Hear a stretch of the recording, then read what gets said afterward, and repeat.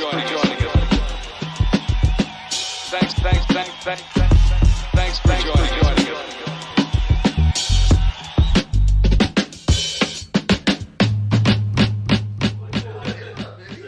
These cats run the pod.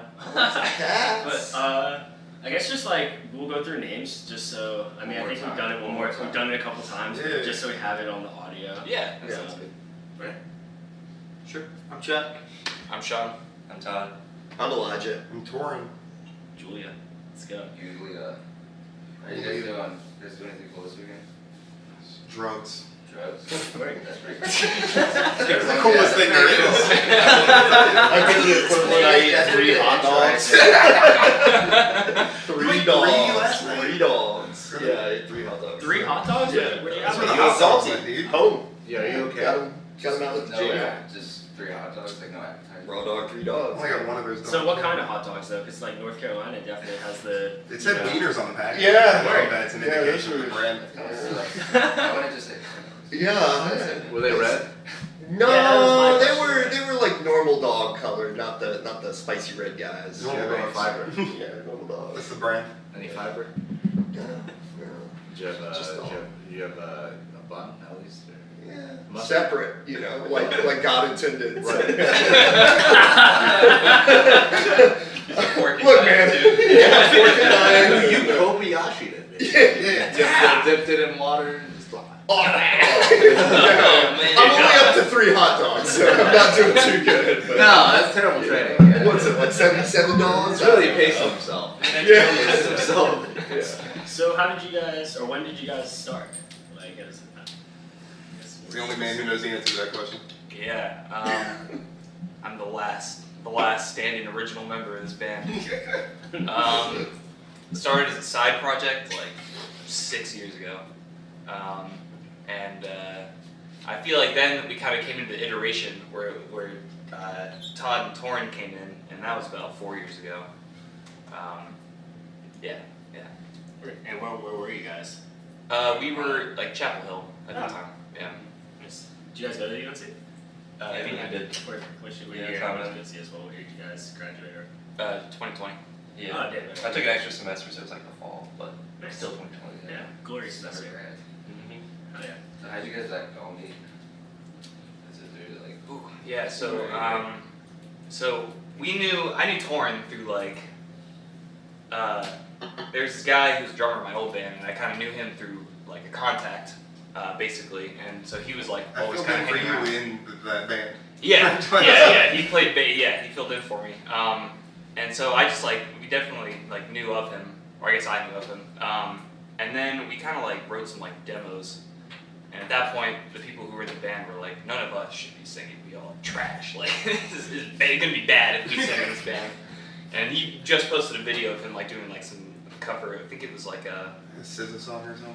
yeah, something like Something that. like We were that. like, oh Something shit, stupid. dude, this guy's kind of like rocks, man. And so then we like sent it over, and like within the day, he like sent back the demo and like already like written all the shit for it. And we were like, I added more. yep, guitar. all right, yes. And then with Todd, we were like in a club together, and Carolina James? Carolina James. Yeah, we're some founding members of that. At that club's probably not so good, but No. Carolina James. yeah. That guy. Yeah, so that's how we met each other, and then I knew that he liked to play funk drums at the time. We had some chats, we'd smoke cigarettes on the quad together. That's a great way to start with that. Sounds like a lost love. Not the Not the flagpole, just like some random behind a building place. What six are you guys? What kind of six were you smoking? Camels. Probably camels. Camel blue, camel red.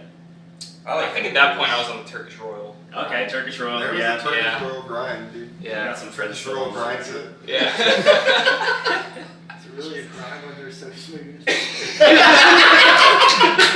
Shout out Turkish Royal. Yeah, sponsor. Yeah. Brought to you by smoking. So you guys released your first album this year, right? Yeah. Yeah. What was the process of recording that like? How was, We tried to record like 3 times, I guess. or like once, Yeah, and then yeah. we recorded like most of it, and then it was like, and we went to a guy in Nashville the next time, named Robert. And now I said his name, I don't feel like I was gonna shit talk him, but We still got time for that. it was a cool studio and it was a good, cool, fun experience. But we did end up going back and re-recording some stuff with Goranto from Dr. Bacon up there, and then we sent the masters out to New York.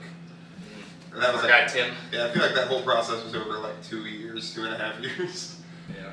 When dirt was clean. Is there some Yeah. like setbacks? It sounds like there's some hesitating. Yeah. For part of it is just getting the amount of money that we needed to actually like, get in there and record it. Well, and figuring out where too. Yeah, and there's like a We whole also tried that ordeal. one guy before. Yeah, we like half recorded with a guy, and then we were like, no, wait, hold on, this is nope. So then we like fucking upended, like went over to Asheville. Yeah. It's where the cool bands hang out. Did you have a question? Yeah, where did the name come from? When dirt was clean and dinosaurs roamed the earth. I think I was just Do you drunk when I remember? said That that. man was drunk. The day that he said that is the background of my phone, actually. Bojangles chicken tenders, drunk at Bojangles. That's a black screen, brother. It was there, sorry. though. You got it. Oh wow, yeah, you don't look like you're entirely sober. Yeah, no, he was, yeah. But he said that to start a story off. I don't remember what the story was, but that stuck with us. That's powerful. Inspirational. So I guess, well, we kind of talked we started talking off mic about Shakori, but I know Lucas was there, saw you Yeah. guys. What kind of experience was that for you guys playing there? Also drug fuel. Say what? Psychedelics for me. This is actually an The intervention. entire I think you An intervention for you guys. So keep going. Tell us more. Yeah. And how did you feel? Your probation officer will be here in 20 minutes. Yeah. I've been a hole in the band long enough. All right, see you guys. Too much. That was the window. Oh, but I guess also really quickly, we stole Chuck from Duck. Duck yeah. disbanded. We stole this man Elijah from Zephyrantes. He's wearing the shirt to commemorate that we canceled that band. So just like hide your band, hide your wife. Yeah. There's a guy, I've seen a guy in Duck and a guy in Zephyrantes that they're just wearing a mask and it looks like you guys, but Yeah. If you remember Mission Impossible 1, they had that like plastic face thing. Yeah, that's what it looks like. Yeah. Okay. Yeah. Well, you I were can't tell you recast. which ones. You were recast. It's fine. Yeah. That's myself. They got a younger one. Yeah. Yeah. Somebody knew how to play It's guitar. Christopher Hemsworth. Chris Hemsworth. That's who it is. Yeah. Yeah, Shakori's always a good time. Yeah. I love playing out there. The 2 times we played have been like some of my favorite shows, if not my favorite. Yeah, some of the nicest people you ever meet there. Oh yeah, it was great. How We did you got a guys wall able of to get death. like a spot there? It was just kind of like word of mouth, and you just found the right person. I really think this guy did Grant. Yeah, he does like most of the booking there, and he booked us for another show like a year or 2 ago, Burner in New Bern. But I don't think they do it anymore. But that was cool. Yeah. Back with Arson Daly when they were still. Yeah, Yeah. Pretty sure Zach was from New Bern, wasn't he? I think so. Yeah. Pretty sure. Also, not to be confused with Bernie Rue, which is the The North Bernie Carolina. No, the actual Bernie Sanders fundraiser. Yeah, I know. It's really funny. Like, there's a new Bern festival and a Bernie Sanders. We gotta get in on that one. Yeah. I don't think We'll they're follow doing that Bernie. one anymore, but 2024. that's 2024. Weekend at Bernie's. Yeah. Weekend at Bernie's Fest. That's a whole other thing. Bernie's Fest. Yeah. Once again, here to Yeah. tell you we're having a music festival. Yeah. So Shakori, then I guess there's like a rule you guys, or you were saying that you can't play back to back. Yeah, I think it's like you get 2 years, then you get a year, or not a year, two It's like a Shakoris break, in a yeah. row, and then you get a Shakori off. Oh, Because it's biannual. So Yeah. yeah. So you all see yourself probably going back and playing when you get it. Whenever we're invited, yeah, Yeah. always. I love that. What do you say? Yeah, Chuck, don't you? Still playing it. Oh, Yeah, yeah, we'll other do bands Plug playing. it. Yeah, I'm playing with Doug in the cabaret tent. Very nice. Yeah. Good slot too. Good time. And- Yeah. Yeah. What's the slot? 7:50. Oh. I think it's 7:30 to 8:15, but it might be 7:15 to I don't know. The schedule's online. Yeah. It's not there yet. Yeah. Look for Duck, dude. Look for Duck. Bring your Duck calls. And I'll vaguely suggest that Zephyrantes is going to be playing late night later. Okay. Not this one, but maybe just very shortly after this.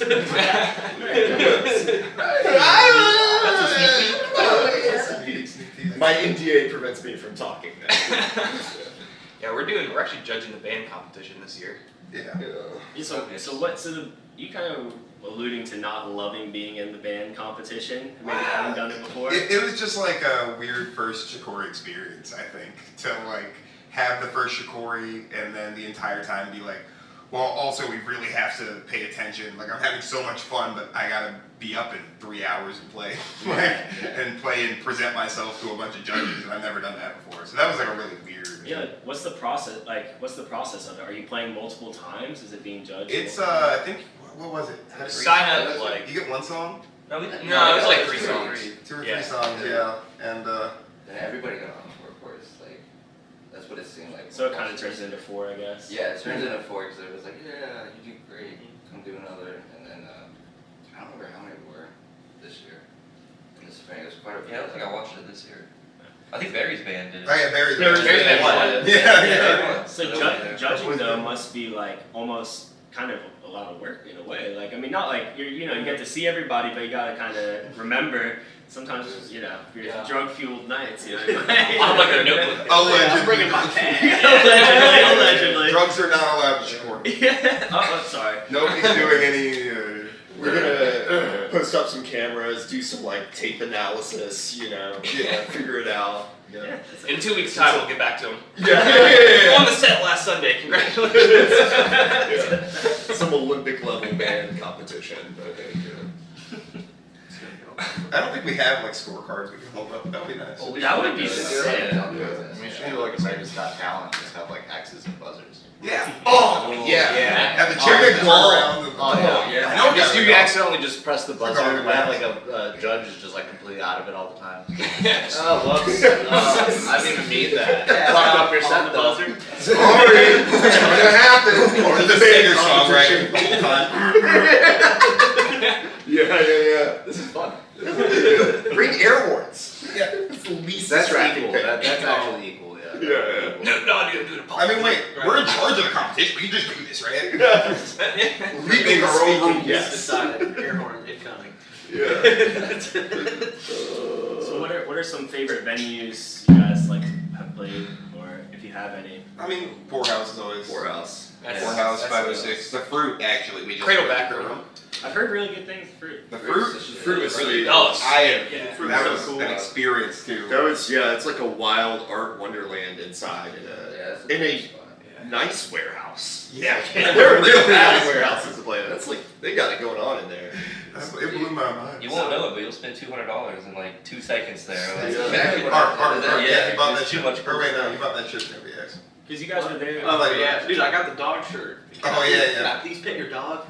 Yeah. that one was there. There was creepy meat. Creepy. Yeah. That creepy meat. Yeah, creepy meat. Dude, she had some cool stickers too. I bought a bunch of them. They were awesome. Shout out creepy Because meat. there was a yard sale going on, right? Yeah. Yard sale. It's like same situation. You leave the like music room, and then it's just people shoving off art and selling stuff, and there's like tarot reading going on. In a labyrinth. Yeah. Got that computer on his head, like Okay. yeah, monitor. It was like saying like I love you and stuff across that. Dude, the Tea Party of the Damned was probably like my favorite thing. That was ridiculous. It was like mummified small animals transfixed onto doll bodies. It was wild. The Pennywise one that was. That is a niche market, but Yeah. like that's really cool though. It was pretty strange, man. I've never Yeah. seen anything like that. It was definitely eye-catching to walk past. Yeah. You were like, whoa, that's a thing! I kept bringing people over there. I was like, God, see this. Yeah, it's weird. So you guys, you played another yard sale too, right? Or is I that say the one, The tongue Tongue and and groove thing. Yeah, it's like, R.I.P. yeah, hard. Yeah. Play the last one. I didn't know. That's true. Yeah. Great Well, spot. they said they were trying to get another space, so hopefully they can conjure one up. Yeah. To the Fruit. Yeah. Yeah, true. They basically already did. Yeah. Where in Durham is the fruit? I don't think I've been there. Just downtown, kind of. Yeah. ish. Right It's on like the right off outskirts. train tracks. Okay, yeah, where everything else in Durham is. Yeah. From, You know, right off that exit. the train track exit. Yeah, dude. Really, all you can see from there is just a ton of apartments. Yeah. Yeah. I think it's just a wall of apartments and then train tracks and then the fruit. Yeah, there is like a dividing wall between downtown and Yeah. where it's at. Yeah. You wouldn't think it's a venue either. It's just kind of like there on the corner. And it That's doesn't what I look think. that big from outside Oh, no, too, yeah. and it's huge. Yeah, it's And massive. all They even downstairs. have downstairs. Yeah. It's two 500 capacity rooms and then like 100 plus capacity basement. Damn. They're trying to do all kinds of weird visual art and stuff in there. Like we had 2 projectors running. That's Wow. There's Yeah. stuff for like medium to small venues. Yeah, I've come to notice. true. That I was think my the first pinhook Durham scaled show. back. Yeah, So, Yeah, for sure. I was gonna say like the Night Rider I went to last night is kind of the same, where it's like you wouldn't think a venue is right here. Mm. Is that in Raleigh? That's a Yeah. It's right. Yeah, okay, yeah, it's yeah. right Yeah. outside Yeah. the street. Yeah, it's right on the edge. I was thinking there's that one. You were there. Oh, shit. We do like hidden venues in Raleigh, like Wicked Witch. Yeah, It's like- which is sick. Yeah, it's like you Yeah. go in there and you're like, wow, all the walls are mirrors. I love their vibe that it's like a converted ballroom, like Yeah. an old school like dance hall, and it's like Yeah. it's like Yeah, my buddies actually told me there was a metal show at School Kids Records, like in the record store. Oh, yeah. School Kids That is was me. fun. I was that Yeah, funny. it is. I was that funny. it's me. We played School Kids I one think time. Nick Yeah. about it. That's kind Oh, of weird. really? It was like I for heard the, about it yesterday. very I was like, yeah. Somebody else told me. It's a Oh, school that's kid cool. at Edmund Ferry? Yes, we'll Yeah, get things. Yeah. There's one in Durham too, and Chapel, I think. Yeah, I used to work at There's the Chapel. They're all fucking amazing. Yeah, the one in Raleigh. Have you been to the one then in Fair? Yeah. Yeah, Yeah, I played there. Oh, like okay, so you have- 5 years ago or so. Okay, yeah, it's pretty cool when they Yeah, set it it's a up. cool Like, little spot. It's Yeah. been a good amount of time at Ruckus. Oh, where? Ruckus Pizza, like right next door. I've Yeah. gone over there a few Ruckus. times. Shout out Ruckus Pizza. Yeah. Shout out The 2 for $5 pizza deal. second sponsor, we got Camels and Ruckus. Never forget that they have That's a sushi great there. combo. Oh, yeah. So Ruckus much Pizza free has advertisement sushi. right now, it's Is that- crazy. Is that what you just said? Ruckus I always Pizza has forget sushi. Ruckus, well, they had. I don't know if they still have. I haven't been to Rucky in a minute. Yeah. You're on a nickname basis. That's We used crazy. to, well, the kosher hut was right next to Oh. Ruckus, so that was the house venue that I was involved with. Was that over in Raleigh? Oh yeah, in Raleigh it was on the NC State campus. It was a whole bunch of guys. If you know the band Vacant Company, it's almost all those guys lived there, and actually all of them did. And it was like a 200 person, like it was a ballet studio, and then it had a house next to it, so you could kind of just go back and forth, and it's where the big ass cathedral is Yep. now, if you know where that is. Yeah. Yeah, they leveled it for that. So Oh, yeah, damn. it's In painted. the name of Christ. Yes, in the name of the Lord. Yeah. That thing is imposing. It That's- is. It is a scary. Quite large. Yeah. It seems kind of like. One would hope they have an icon or a relic there. I think. Yeah, something secret. Yeah, that we could steal. Yeah. Shit. I'm such a movie star Nicolas Cage coming from How do you guys feel about like the crowd differences between like different cities, like a Durham crowd versus like a Raleigh crowd or a Chapel Hill crowd or Shakori crowd? Carrie crowd doesn't know what's going on. Hey, Gary, I don't know if they'll let us in the room. Big Apex vibe. Wait, is Carrie not down You with guys have that? done it. You guys. I don't know. I mean, are there venues in Gary? There's Yeah, a there's lot. You're not gonna want to Bros. I don't know if Bond Bros is the right venue for us. Oh yeah, Bomber is It Gary. sounds really good in there though. Yeah. Yeah, for Sound guy, dude. Carrie's For a brewery. Yeah, Carrie. Yeah, like Carrie are not like really music Yeah. Not the best at least. Well, Billy Strings did like 3 nights at some Carrie Coca amphitheater that I didn't Coca know Booth? existed. There's Yeah. Coca Booth is That's where they wonderful. did the lantern. It's really pretty out there. Yeah, they do that Yeah, every they do the year. Lantern Festival there. I've gone like the That's last couple of sick. years. I've been wanting to go. I keep They also do dragon boat races in like the Dragon boat. yeah, dragon boat races. So it's like a team of people will go and like you have like dragon boat teams to row, and like you race across the lake. Do you build the boat? No. You raise it. But yeah, man, my mom does those. So like yearly. They're pretty fun I and need to go to that. pretty cool. Yeah, Yeah, check them out. Grassroots races. I think we asked that because we've had a couple comedians who just Yeah. trashed Chapel Hill. They were Yeah. with Chapel Hill, but you know. They're very sour. Big Chapel Hill. I I think, haven't had too many problems. Yeah, I don't have any problems with any of the people. I think that there is a really distinct difference between a Chapel Hill Carrboro band and a Raleigh band. Yeah. And it's the overlap is hard to get people to like. I think some of the younger promoters maybe don't understand that if they're booking shows. They're like, oh, people are going to show up. It's like, no, not from Raleigh. Like nobody's going to come out to yeah. Carrboro because there are already enough shows here. Similarly with Raleigh, that it's like, yeah, I mean, well, who's going to come out to see the unknown Chapel Hill or Carrboro band that's really good? It's like, well, probably nobody unless you're friends with them. Like, it's very separated, oddly enough, despite the fact that there's very little space between it. There's a lot of market between it. Yeah. Like there's Durham in between, which also has a host of wonderful art things to do. I think that's Probably some of the most killer music. A lot of people say. Yeah, I feel that too. I mean, well, see what you're saying to me because I feel like I'm not getting to Durham and Chapel Hill that often, every so often. But I guess you guys kind of blend the line. Then you have some Chapel Hill, some Raleigh. Yeah, I guess starting there, Yeah. it's nice to go back to Chapel Hill and We're gonna have a couple other Chapel bases Hill things like that. coming up too, I guess. Yeah, for sure. Some parties and Some stuff. parties, some Gizmo in Chapel Hill. Yeah. Yeah, our first time there. Well, I feel like a good way to bridge the gap is breweries. Yeah. You get Sure. guarantees, you've got a built-in crowd, people see you in the different cities at the brewery, and you don't actually have to draw. Yeah. So you like playing breweries then? I'm into Yeah. that. Nice. Yeah. It's a low-key show. Yeah. I'm into that.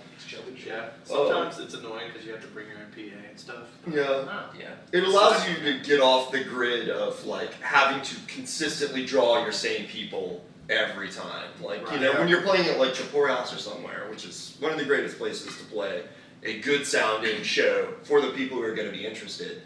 But everybody has to be brought to that venue, from word of mouth, from all of us, and it's like you can only sustain so many of those shows within a time period. Yeah. So, Probably just a lot of work. I mean, It is just a getting lot. people out. yeah. Speaking of a lot of work, could you describe a little bit your writing process, your songwriting process, maybe your whole ideology behind your funk? Ideology. Well, are we gonna? I got the manifesto. Yeah.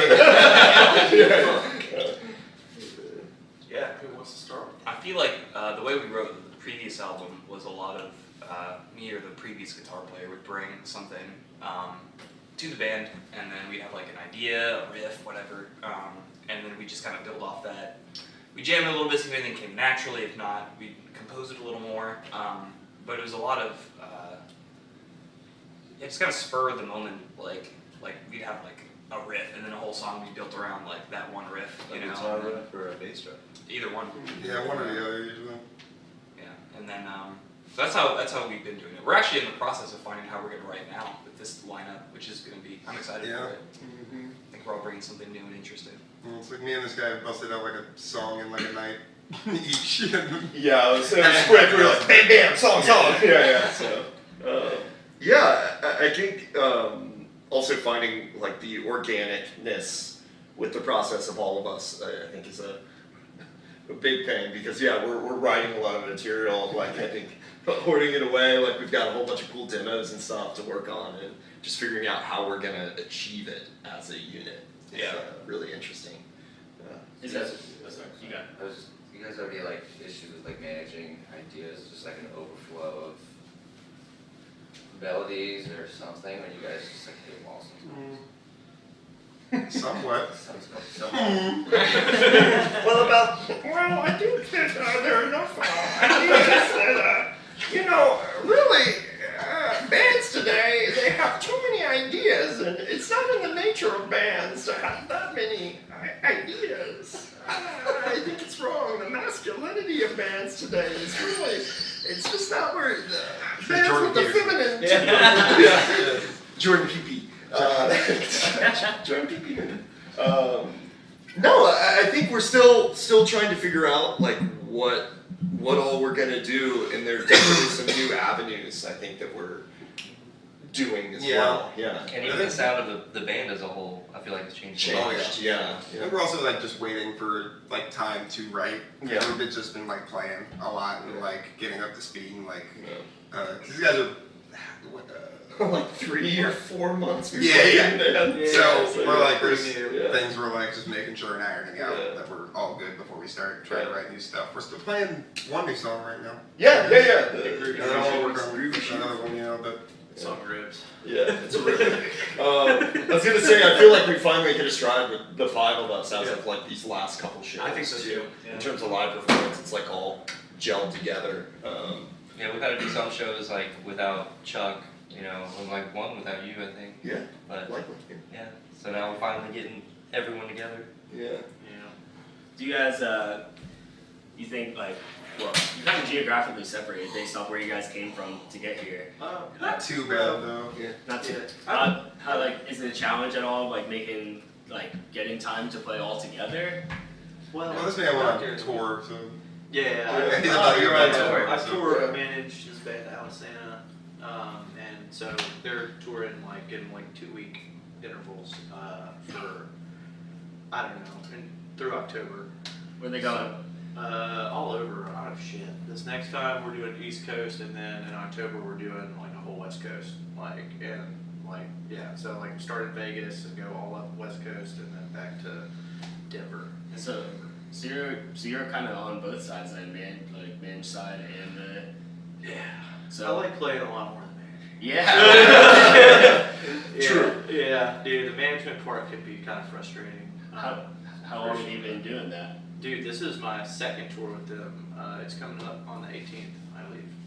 But yeah, the first one was what? July? It's July. Yeah. Right. Yeah, the first one was July, 2-week tour. It was super fun. Yeah, it was awesome. It's cool to like see like a band that's like really well established, and like how they operate. Because like they've been doing it for, I guess they've been a band for 18 years. And yeah. So how did you kind of get were you in management at all before that? No, I'm just friends with their bass player Shane. So we worked at this place called Progressive Music Center together for a while, and we were like teaching lessons, and he was like managing or not even managing, he was like teaching the group lessons basically.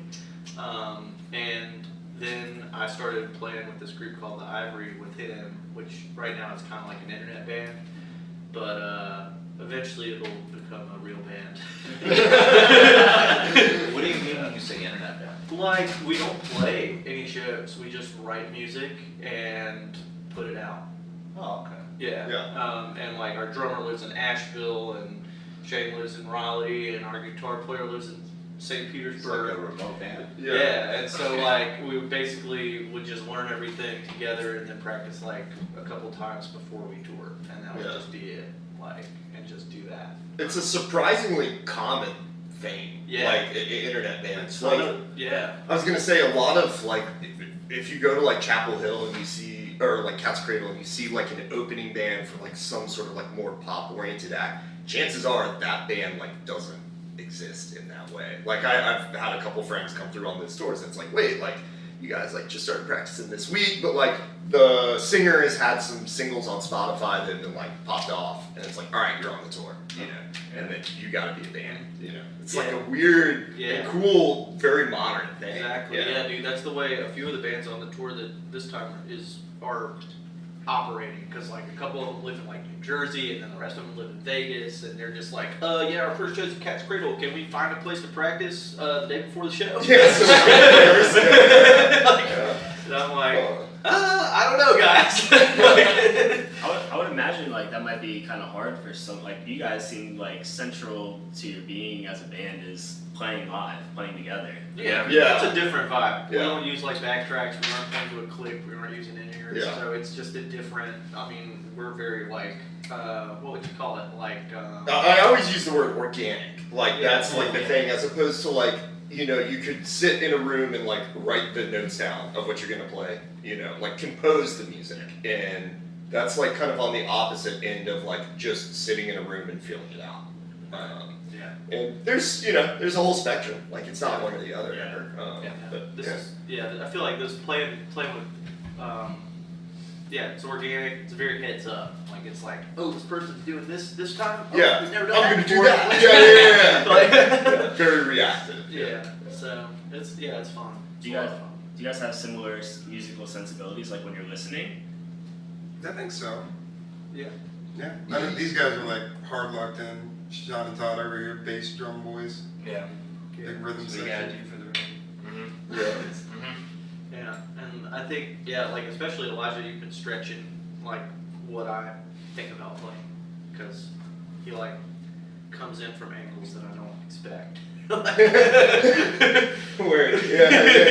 I think that like there's the new vibes that have kind of gotten added with Chuck and I is like you definitely have like a very constructed funk and jazz thing, like with a lot of harmonic and melodic vocabulary that's like, whoa, that's like really fast and really complicated, but it also just like grooving. And then the sound palette and texture that you're adding too is like, it's a lot of keyboards immediately add so much space compared to guitars. Like, guitar is like, you don't think about it, but it's actually like a really narrow and low pitched instrument. Even when a guitar player's playing like really high, it's like, that's not like really that high in the world of instruments, and then like, you like filling it out with the synth stuff, it's just like insane, It's so fun. It's so fun to play with. I guess was that like something you guys were looking more to like, I guess, add more depth to the sound, I guess? Yeah. Whenever we were looking for, basically when we booted our guitar player, well, actually, we were kind of in talk with Chuck before that about him. Yeah, I was busy inserting myself into the band. Then you tried, but you did succeed. Yeah, dude. So it was funny. So like I was playing with Doug, and we were looking for an opener because we were headlining in Lincoln, and we had to find like an opening band. And me and my buddy Xavier were like huge Julia fans. Like we were like fanboying like real hard for like the months leading up to this show, and I was just like, I'm gonna ask them. I'm gonna see if they want to open. And then I was like, I'm gonna see if they'll let me play. And that's pretty much how that went. And dude, our drummer from Duck likes to give me a real hard time about it. It's like, you're cheating on us. They're gonna steal you away. I'm like, whatever, dude. Coexist. He said that, and then that was before you were in the band, and now you're in the band. Yeah. And he's like, Dude, the first time we I actually joined the band and played a show, I think Fred came to the bar and he was like pretty hammered, and he was just like, you guys are gonna steal our keyboard player. Borrow. He probably said Borrow. Like you borrow a cigarette. Like 30 times. You'll get it back if you want. It was so funny too, because he was like, man, he was like, Sean and Todd, they're just not even reacting. They're being so nice. He's like, this isn't even fun.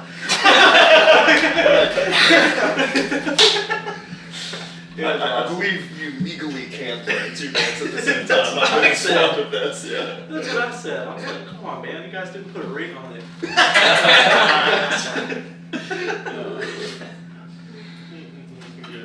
It's been really fun now. So like outside of college towns and Cary, is there any other venues you guys are eyeing? Maybe even outside the state or the coast? I've been eyeballing the poorhouse in Charleston. I was thinking about that actually. Alternate universe How story. many poorhouse other tours do you guys know? 'Cause Well, I it's- keep are they seeing new ones associated? everywhere. They're not associated. It's just a really common name. Yeah. This is the poorhouse musical and record shop, so it's distinct. Unique. And record yeah. shop. Yeah. Actually, the bar I used to go to a lot in Boston was called the Poorhouse. So when I moved down here, I was like, oh, it's the Poorhouse. I was like, whoa, serendipity. You're from Boston? No, I'm from Shakori Hills. Oh, okay. Yeah, I lived in Boston for about 5 years though. Went to college up there. So. What college? Berkeley College of Music. Nice. So, Yeah, very good. Music school. Nice. It's a weird space.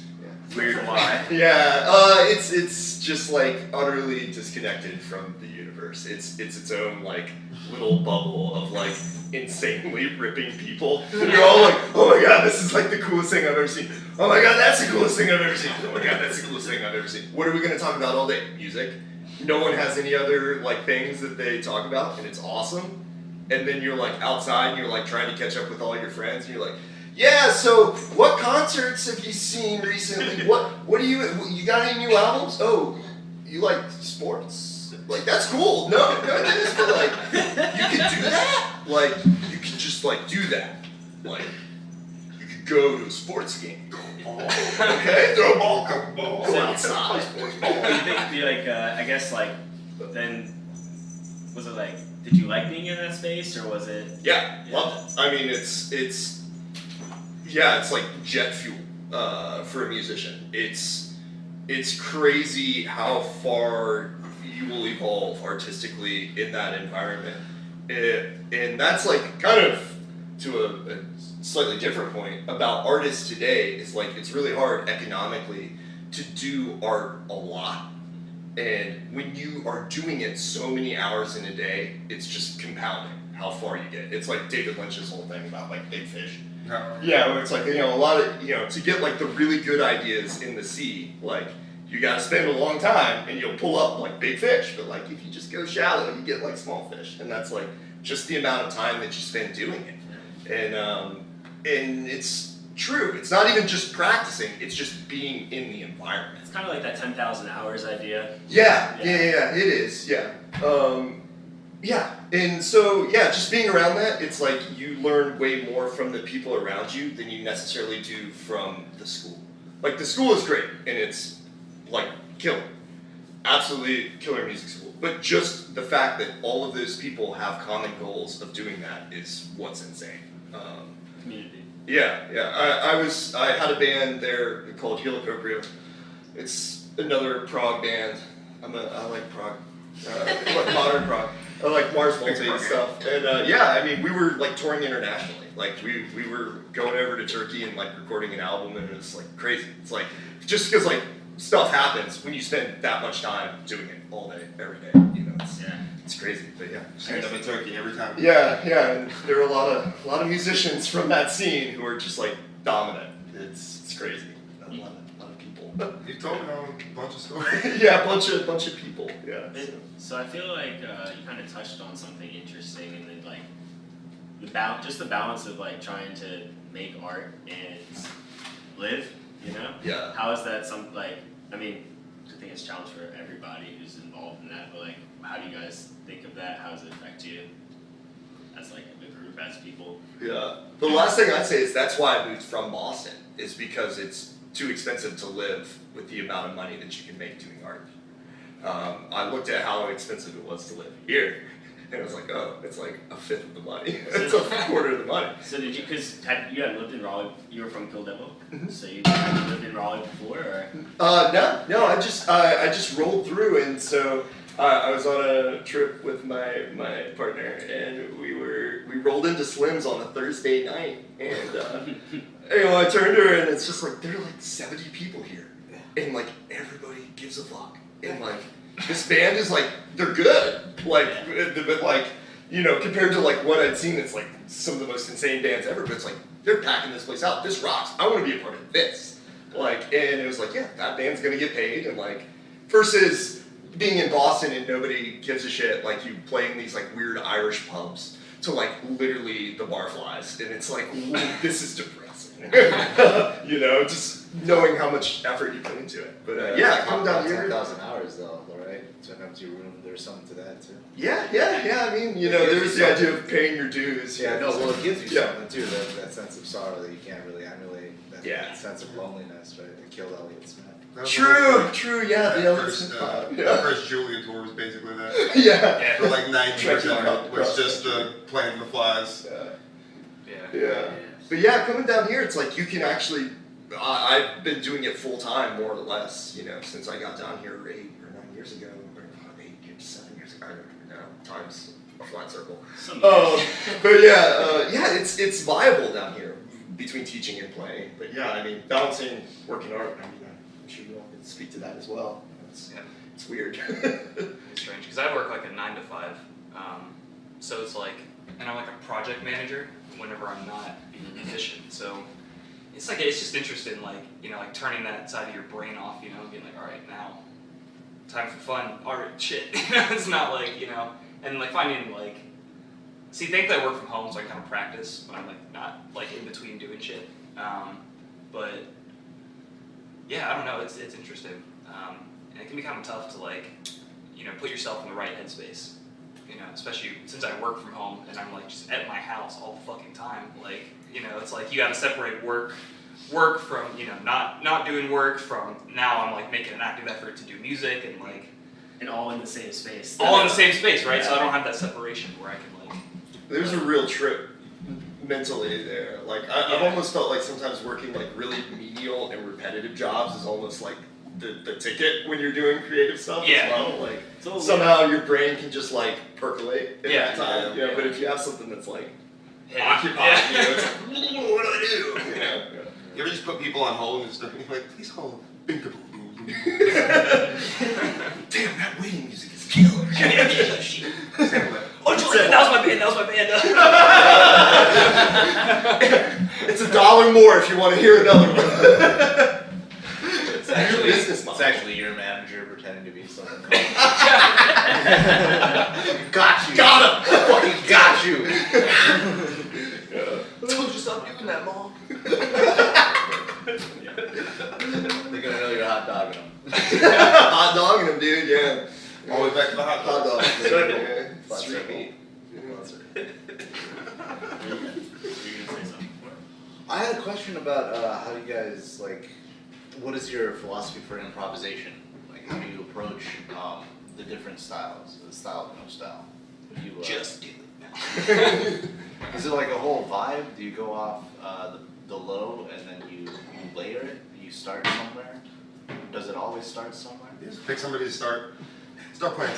And then, alright, you come.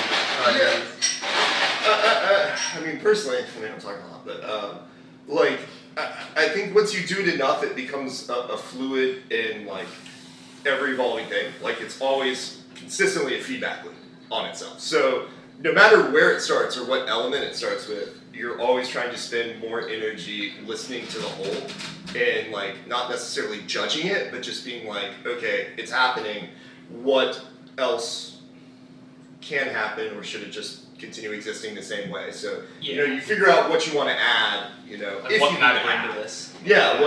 What can you bring to it, and then like what that sort of editor is sitting there while you might just be sort of more unconsciously playing. So it's happening, and then you just kind of edit a little bit. While you're unconsciously playing, do you find that you ever like run into the same moves? You're like a Tekken character and you're in the same move set, but like Wushu is like 3 different moves, but you do it differently each time. And bro, I got like 3 licks I can play. Yeah, certainly, and I think then it's more about like the context of it. Like how does it converse with the other parts of the whole? Yeah, you think about like the way a movie works, and then it's like, all right, well they're like, people saying lines in a movie. So like the dialogue may not be wholly original. Like they may be sentences that have been spoken before. Or even the idea maybe that they're expressing has been expressed before. So that's even on a higher level. And then, but beyond that, you think it's like, well, how about the whole scenes? Tropes. Maybe it's the order of the scenes that makes it. So maybe there's a higher structure to the improvisation that makes it important, rather than just necessarily the small, like the licks and the individual combinations of notes. And that tends to be, I think, what I think of. That it's more about the overall ebbs and flows of the thing that make it meaningful and impactful, rather than just like, like you're saying, it's the moveset. You're talking a story arc. You're basically talking like a story arc in a film is what makes it acceptable that we've seen these scenes before. Like I've seen fucking Matthew McConaughey run away from an explosion. And I've seen him do a spinning thing hundreds of times before. I saw him do it in fucking Fool's Gold. That's a romance. Right. We've seen it, but it's acceptable to us to see these scenes because the subtext and the context Yeah. elevates what we're seeing or hearing. Yeah, I think all forms of like modern like music are inherently like that. I don't think there's a lot of reinventing the wheel, and that's fine. Like whatever you do add that is original is enough. Like, and once you find that, I don't know. Like our art philosophy is like a whole who even knows. But that's just kind of how I think about it. I don't know what new is. I know I really like the idea of moving things in new context. Yeah. The idea of reincarnating something so old it becomes new is kind of core to my whole philosophy of being, right? Right on. Right on. So that does feel like something that struck chord as true. Yeah. And I think like again is not being caught up in the small things and letting your attention be soft and fuzzy and you're really looking at everything and again listening more than you're necessarily playing. Like tuning out. Yeah. To tune in. Yes. Yeah. Yeah. To tune into what's important. Right. Yeah. Essentially. Yeah. I guess are there like things you guys do like internally or like to kind of get into that zone? To kind of, or is it just when you're playing you're in that zone? Some rituals. Yeah, I mean, like yeah. For me, it's like a pretty like as soon as it's like time to improvise.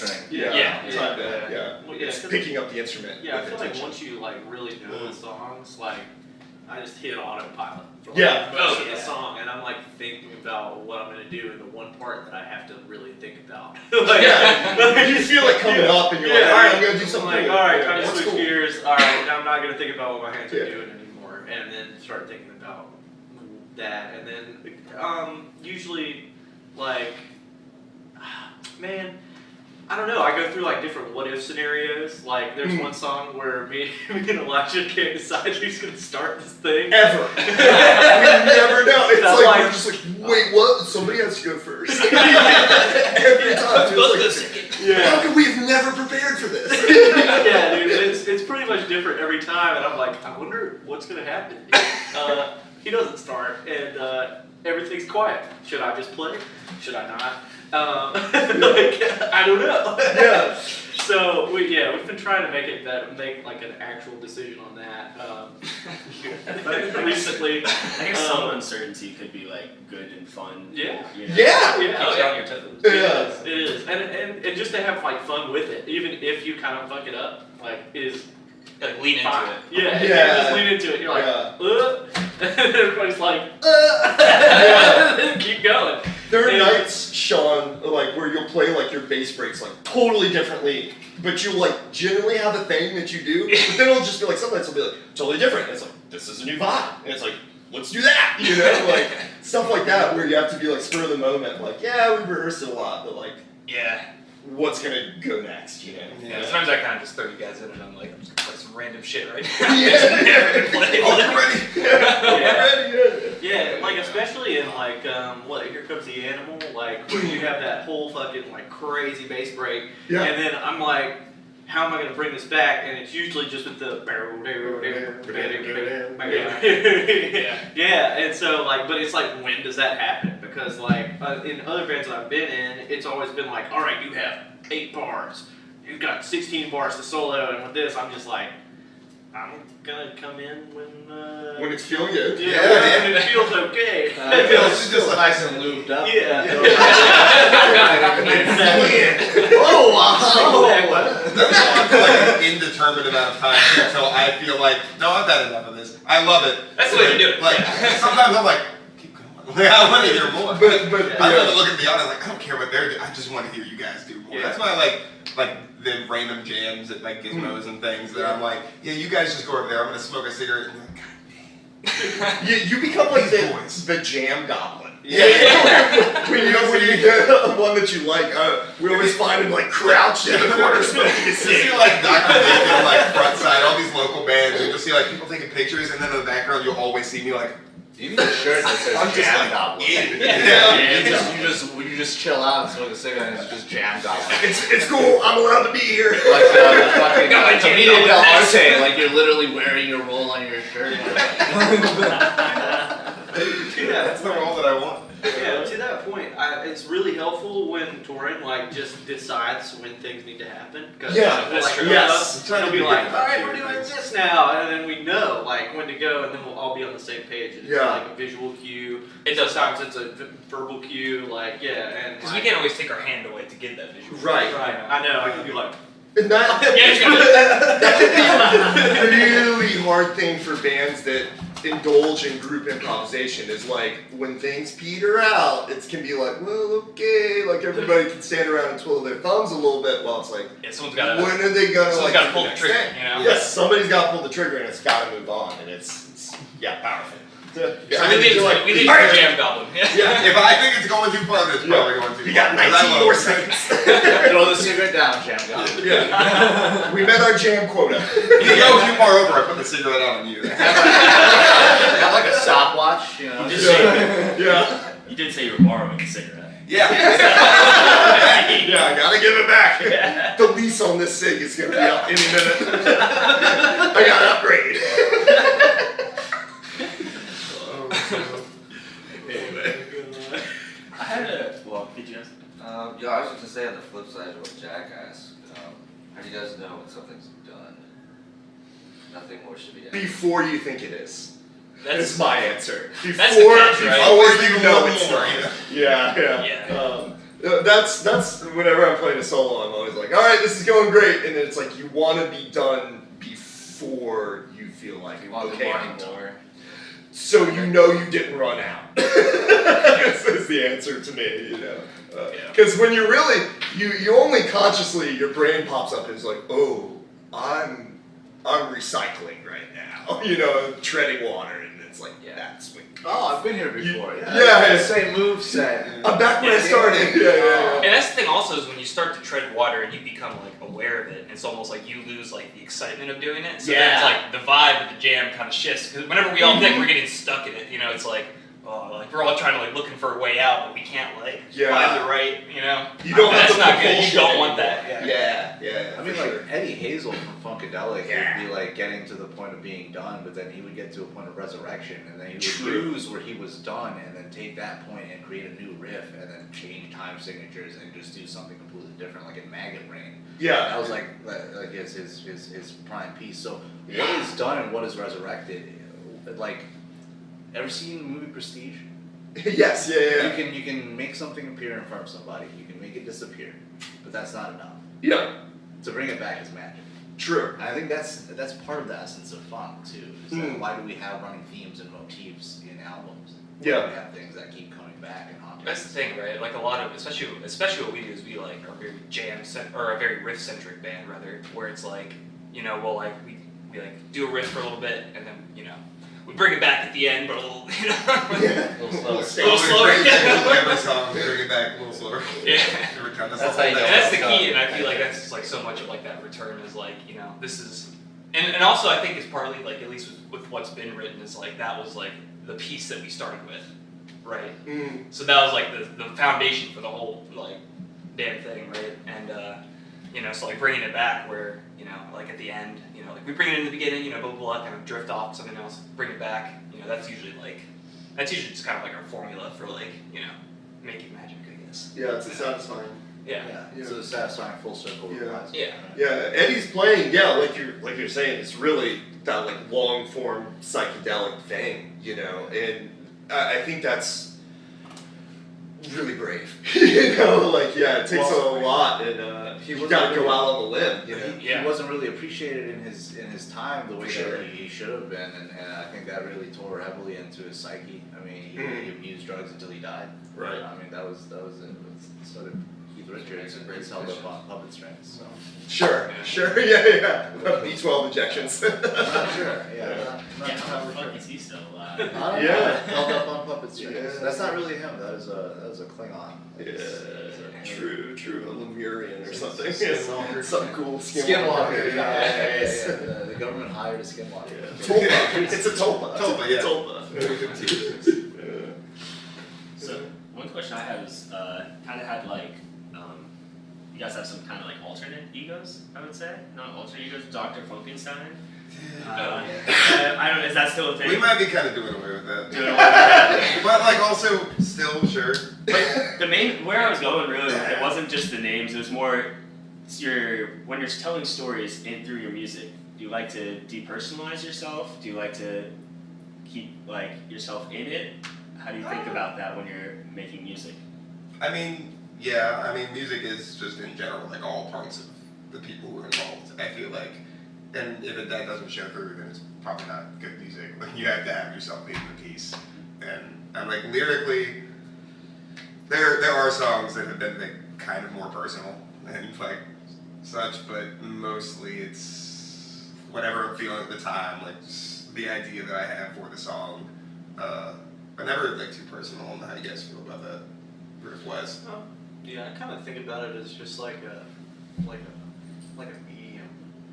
You know, I don't like to like take personal ownership over like a certain lick or anything that I do, because I'm like, man, like somebody else has done this already. It's just I'm putting it in a different context, like we were talking about before. But yeah, I just kind of see it as like a culmination of everything that I've listened to and absorbed and learned over time, just coming out in sound. And it's not like, it's not like my own. It's like everything that I've ever experienced. I don't know, soul. So I don't know. I feel like I have a unique kind of way that I think about that in a way, but I mean, I don't know. I don't think that I've reinvented anything. You know what I mean? Like, I mean, I'm playing a piano. It's pianos that existed for how long? And like all these different styles of music. I mean, we're playing generally like kind of funky stuff, and like that was new in the 70s. You know, like there's definitely a tradition. And so I just feel like I'm just kind of carrying like a torch or something. You know, like not necessarily me creating music that I'm like personally owning. I mean, but that is new, right? I mean, the funk was inherited from like Gertrude Stein and the Sound of Sense and the nonsense poetry of the beat poets. Right. It was a vibe that was going on at the time, like a disease that inherits like a whole generation of people. So what's the disease? What's the illness? Yeah, true. Yeah. No. You got the funk real bad. I got real bad. You got the funk. This funk is affecting my respiratory system. I think I've smelled that funk before. I had a little of that one time. It was rough. I was gonna say, like how concrete versus abstract do you feel like the lyrics have to be? Like when you're talking about like personal stuff, because that's always like the dichotomy, right? It's like, you know, are you saying things like the way that they are, or are you like failing it? You know? Yeah, there's definitely some like, because I was like dabbling in some, I guess in Julie I do kind of rap a little bit, but it's like so much wordplay going on in the rap universe, so it's like so much random little wordplay things that I try to do, but some of them that mean absolutely nothing because we like the Red Hot Chili Peppers, and it's just it's like, some of it's nonsense, right? Some of the things that I've written are just because we're making fun of Anthony Kiedis. And then some of them are because we worship Anthony Kiedis. It's one or the other. But I mean, then like love songs and things that are like nothing's pretty like straightforward. I feel like it's like a love song, and it's like kind of personal. Technically, wasn't really written about any specific girl. I realized like retroactively that I was writing it about the girl that I wish the girl that I was dating was, and trying to pretend she was that in my mind, but it wasn't actually. But I'll just tell people I wrote it for my good girlfriend. So. Awful, man. This is going on a podcast. This is gonna get released in all 52 states. All of them? Oh yeah, we got it. I was going to Alaska. 53, 54? I don't know. We can keep track of Secret states. The deep state. The deep state. Everywhere but China. Yeah, we're banned from China. Nice. Yeah. Congrats. Yeah. I'm personally banned from China. Oh, cool. Jack's, I was gonna say, on purpose, or might like- be getting close. Yeah. Oh, well, shit. He's been I was sanctioned. supposed to go to Hong Kong. That didn't go well. Word. Yeah. I mean, I don't know if it's a permanent ban, but it's a definite travel ban. Definite travel ban. Yeah. Pre-COVID. I Oh, I'm sorry. Yeah. I was gonna say I was the editor for the largest Chinese American podcast network. Seneca Podcasts. Yeah. Seneca. For a while. Yeah. They're based out of Chapel Hill, actually. One letter away from cynical. I like that. Yeah. So, yeah. I don't know. There's some pretty critical things on there, so I don't know if my name's on the list. So. I brought CBD gummies, but it's just CBD, it's dog, just CBD. and it's like technically not a CBD, drug. CBD. So they're just like go home. You were the original Brittany Griner. No, they weren't. No. Oh, poor people. I'm so sad about her. Yeah, I hope she gets freed. Yeah, sure. It's just CBD. Yeah. That's not even THC. It's nothing. It's just a weird gummy. It's just a better. Just a gummy bear, technically. Yeah. What? Oh, that could be. I didn't really have. Did you have anything in particular? I washed up. I mean, do you guys have anybody you want to shout out? Anything Yeah. you want? Like Bing Bong. Oh shit up. Shout out Big Bong. Bing Bong Man. Big Wee Woo Man. Big Wee Woo let's see, Man. Wee Woo guy, little sushi man. Little sushi man. Yeah. Forget about little sushi man. And just like upcoming shows, any?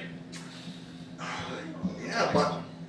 Is it Gizmo? Gizmo. Yeah. Gizmo. Yeah, Yeah. I guess Yeah, Gizmo and Next Friday. I'm gonna miss that. Oh yeah, Gizmo next Friday in Chapel Hill. Okay. 8 to 10. And I think we have the Raleigh one. Do we have a Raleigh one or? Yeah, before Mind Under Matter Festival. Which Which, is some dates, places. yeah, first weekend of September. And then we're doing Mind Under Metal Festival on 9/11. Where's that going to be at? Lakeside Retreats. Yep. It's like 20 minutes from downtown Raleigh. Trains.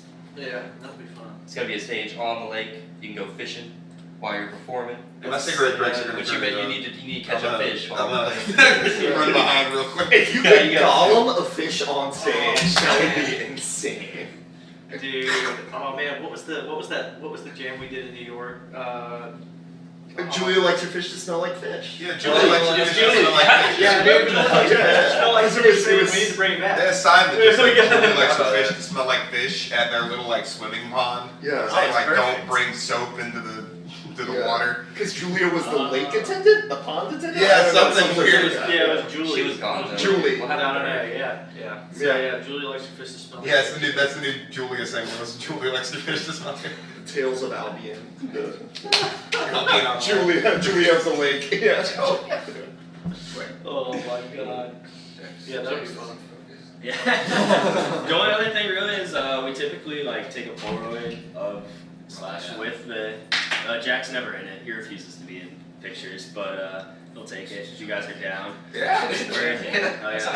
I gotta figure out how we're. I guess we can do it here honestly. Let's just figure out like I'm up in there. Oh yeah. space. I got it. Oh, that's a crazy. Can we do it from downstairs to upstairs? I was kind of thinking that. What if we all got